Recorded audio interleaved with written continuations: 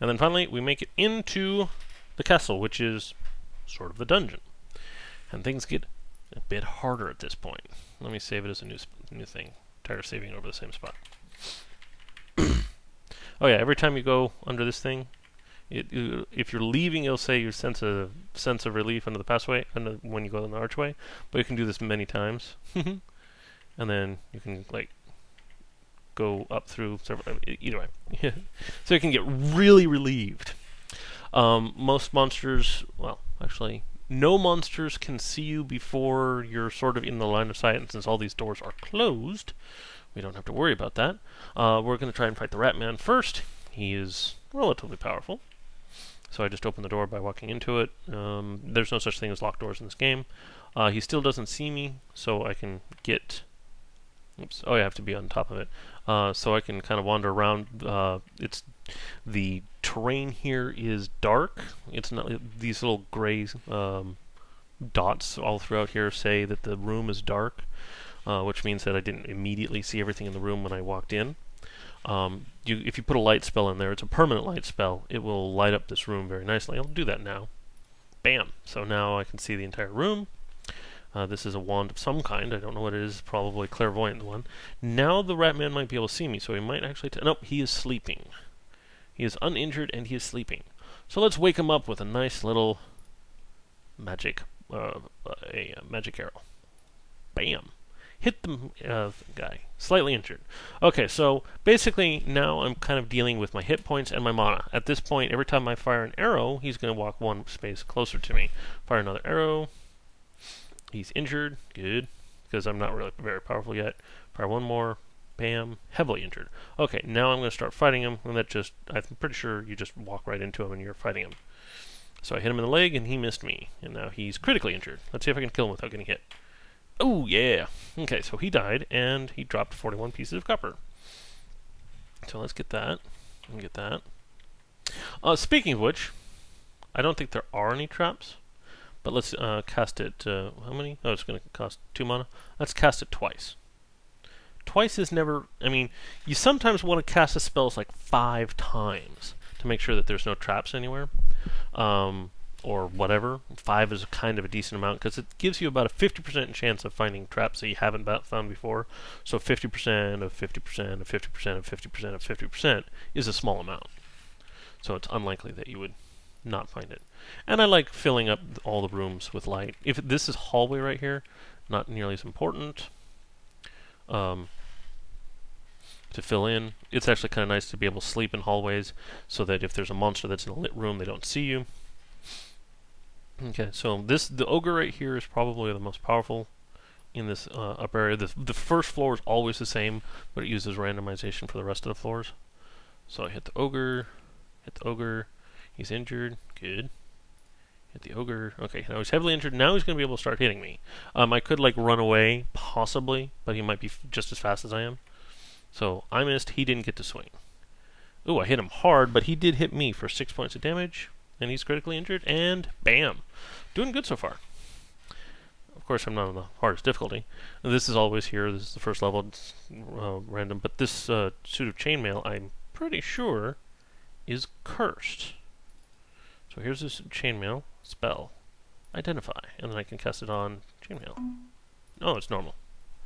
See, I could put that on instead of my leather armor. In fact, well, since I have the weight on me now, I might as well go ahead and do that. Oops. Gotta take that off first. And then, might as well identify, detect traps. 10 charges. Which would save me mana, but I can just rest. Resting is a very interesting part of this game as well. In fact, what I'm going to do is I'm going to rest. There's 2 different ways to rest. Wait, where is it? It should, keyboard commands. See, here's rest until fully healed is just the lowercase r. If you hold Shift R, it'll do it until his mana is restored. Now, while you're resting, you can get attacked, unless, of course, you leave the place. I really don't think that this guy's going to move anywhere, but let me just save it, and now I'm going to do a Shift Rest and get all my mana back. Yeah, he's still sleeping. So nothing really happened, it just bam, all my mana and health came back. If you're in a lower dungeon, that can be really dangerous, and you can still be okay, and then you keep getting attacked every time you rest, and eventually get killed.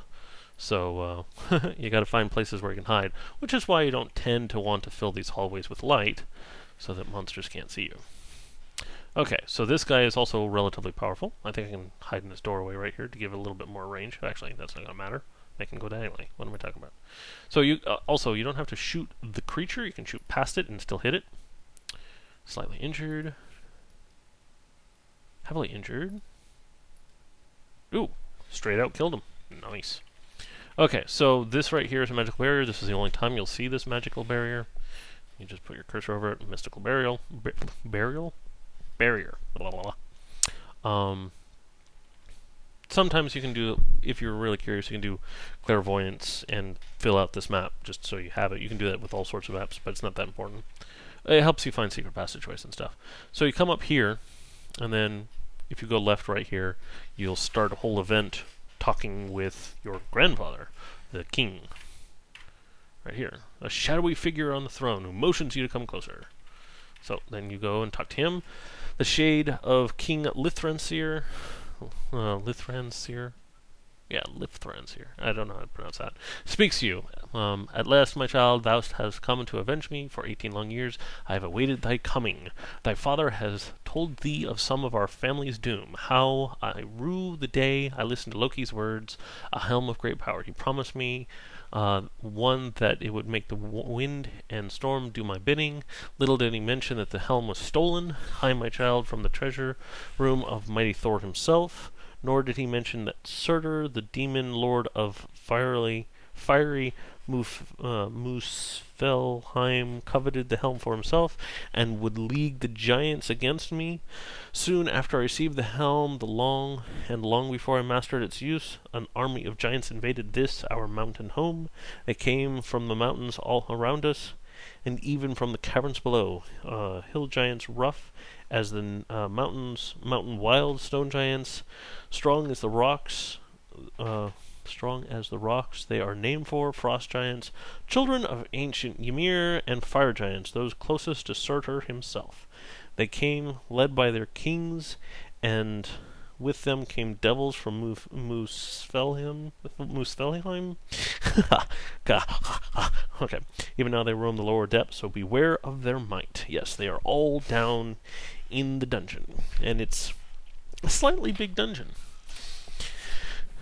For a day and a night the battle raged, and many heroes fell before the onslaught of Surtur's hell-spawned minions. At last we could hold out no longer, and the final barricades were breached. The last few survivors gathered here in the throne room to await their doom. Some despaired and took their own lives rather than submit to the whims of the victors, but most prepared to fight to the last. A troop of fire giants marched into this great hall, followed by 2 abyss devils that served as Surtur's captains. Then the hall became brighter, as if the sun were moving up the corridor towards us, and a glowing figure wielding a flaming sword entered. It was the dread Surtur himself, who approached my throne and demanded the Helm of Storms. I cursed his name and declared that while he might take my life and the helm as well, one of my line would return to banish him from Midgard. And so it was, for he slew me, and with his sword of fire took the helm, and doomed me to roam Midgard as a spirit for as long as he remained.